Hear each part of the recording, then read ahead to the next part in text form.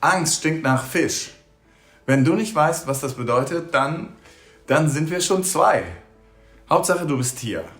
Und das bist du, weil du dich eins von 3 Dingen auch immer fragst. Erstens, warum mache ich nicht die Sachen, die ich eigentlich machen will? Meinen Kumpel, der dieses Start-up gegründet hat, nach einem Job fragen. Was hält mich zurück? Zweitens, wie oft habe ich im Leben schon auf diese Weise Chancen verpasst? Und wie fühle ich mich damit? Drittens, redest du dir das auch noch schön? Sagst du, ich bin eben vorsichtig oder gut Ding will Weile haben oder ich glaube, ich war einfach innerlich noch nicht so weit. Ihr ahnt es schon, hinter all dem steckt Angst. Die Angst lähmt uns, die Angst hält uns davon ab, glücklich zu werden. Aber Angst ist auch lebensnotwendig.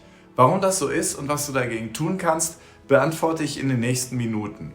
Und am Ende habe ich noch eine faustdicke Überraschung für dich. Also, bleib dran. Vorab aber bitte, ich bin kein Arzt. Wenn du wirklich unter einer Angststörung leidest, suche nach Hilfetelefonen im Internet. Ich bin eigentlich Unternehmensberater und ich coache Führungskräfte. Und auch wenn ich da immer viel private Dinge mitbekomme, die Macht der Angst spüre ich tatsächlich auch tagtäglich im professionellen Umfeld. Da werden Dinge nicht angepackt, Entscheidungen aufgeschoben, einfach aus Angst. Aber niemand gesteht sich das so leicht ein. Dabei hat Angst eine ganz wichtige Funktion. Angst ist ein biologisches Programm, das hat uns in der Evolution am Leben gehalten. Angst warnt uns vor Gefahren, schützt uns vor unüberlegten Handlungen und lässt uns vorsichtig sein. Die Amygdala, unser Angstzentrum, ist so gebaut, dass es blitzschnell reagiert und alle unsere Sinne sind auf einmal geschärft. Alle Muskeln angespannt. Gefahr im Augenwinkel, Steuer rumreißen, Überleben sichern. Auto bleibt ganz. Gut, danke. Aber die Amygdala ist nicht intelligent, nicht differenziert. Sie reagiert, ohne zu überlegen. Auf echte Gefahr, aber auch auf eingebildete. Fehlalarme sind häufig. Wie gesagt, die Angst ist ein Default-Programm, das uns über Jahrmillionen unser Überleben gesichert hat. Und vielleicht habt ihr mein Video über die Bedürfnispyramide gesehen. Das ist ganz unten beim alten Maslow. Überleben ist ein Grundbedürfnis. Weiter unten geht es gar nicht. Alles andere wie Beziehungen, Weiterentwicklung, das folgt erst darauf. Das heißt, wer in der Angst ist, hat keine Kraft für die Dinge, die unser Leben eigentlich ausmachen. Ich erkläre es anders.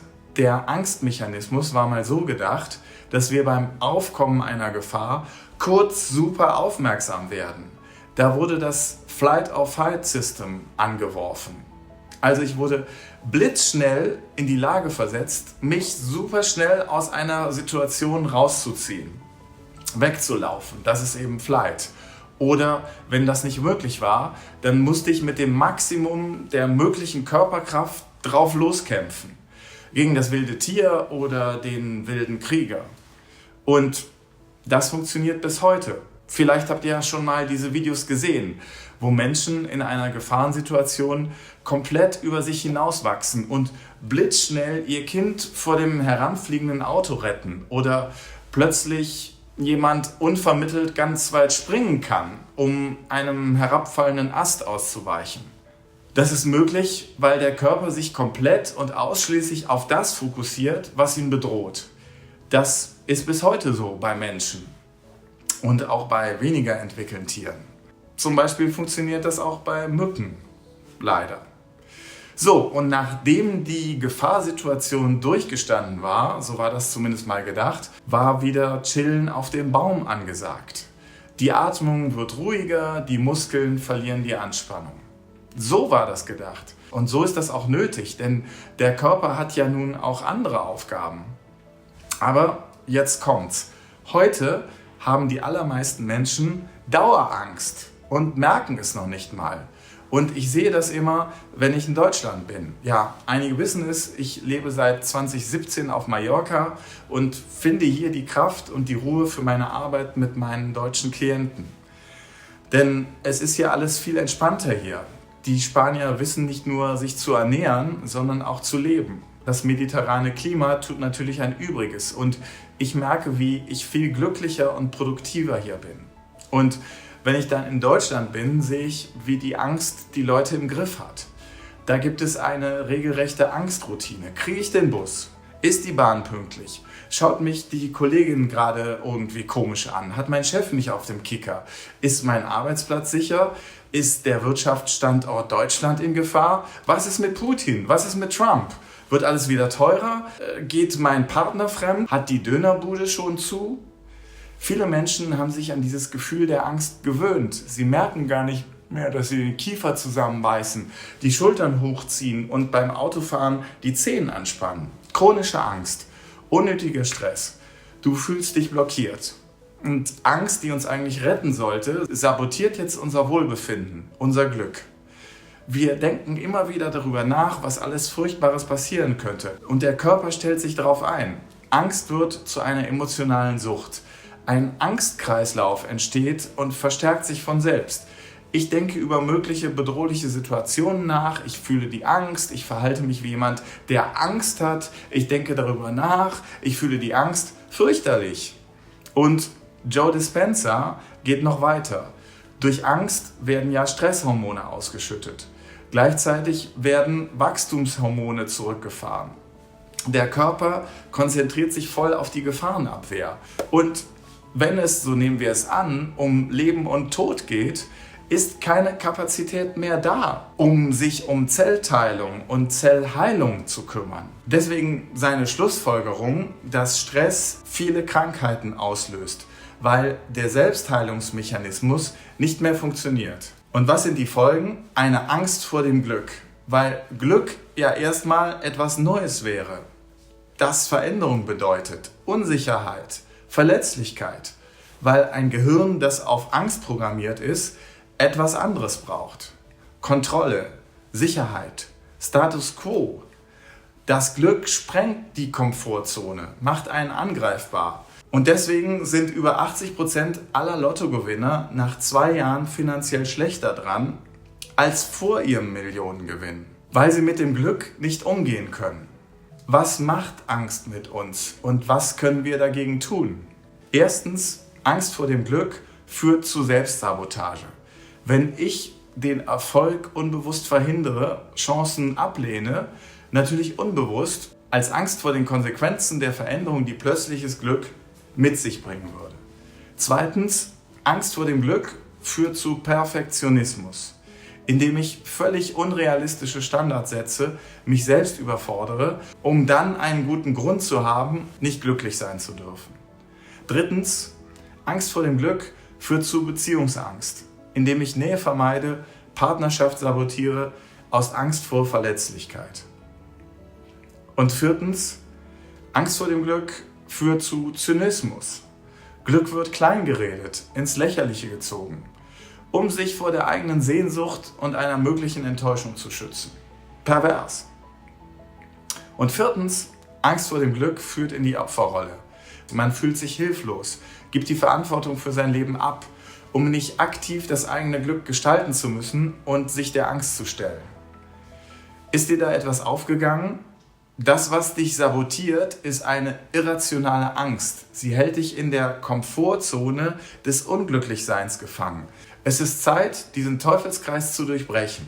Und wir fangen heute an. Hier sind 5 gute Ratschläge und To-Dos, die dein Leben verändern können, wenn du den Allerwertesten hochkriegst und sie anfängst umzusetzen. Erster Ratschlag. Erkenne deinen Angstautopiloten. Den Mechanismus, der dich immer zur Vorsicht mahnt. Ja, er meint es ja nur gut. Und nimm dem kleinen, verängstigten Angsthasen liebevoll die Maske vom Gesicht. Dein To-Do: beobachte dich selbst in Alltagssituationen, die Angst in dir auslösen. Was denkst du? Was fühlst du? Wie reagierst du? Schreibe deine typischen Angstmuster auf. Werde dir bewusst, wann dein Angstautopilot übernimmt. Bewusstsein ist der erste Schritt zur Kontrolle. Zweiter Ratschlag: jetzt, wo der Autopilot nicht mehr am Steuer sitzt, übernimm du die Kontrolle. Dein To-Do: überleg dir, was könnte im schlimmsten Fall passieren? Als ich die Entscheidung traf, nach Mallorca zu ziehen, in Deutschland alles zu verkaufen oder zu verschenken, was mein Leben bislang ausgemacht hatte, haben mich Leute mit ihrer Angst angesteckt. Und immer kam die Frage, und was, wenn es nicht funktioniert? Und ich sagte immer, warum sollte es nicht funktionieren? Tausende haben das schon gemacht. Und wenn es nicht funktionieren sollte, dann komme ich eben wieder zurück. 3. Ratschlag. Konfrontiere deine Angst vor dem Glück.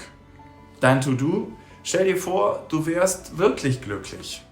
Was genau macht dir dann Angst? Schreibe deine Angst vor dem Glück-Liste. Male dir das schlimmstmöglichste Szenario in allen Details aus. Dann übertreibe es noch einmal maßlos und mach es absurd komisch. Oftmals entpuppt sich die größte Angst als völlig lächerlich, wenn man sie mal richtig durchgespielt hat. Ironie nimmt der Angst ihren Schrecken. 4. Ratschlag, feiere deine kleinen Mutmomente. Dein To-Do, führe ein Muttagebuch. Schreibe jeden Tag eine Sache aus, die du mutig angepackt hast, auch wenn sie dir erstmal völlig klein erscheint. Und schreibe dir jeden Tag 3 Dinge auf, für die du dankbar bist und die dich glücklich machen.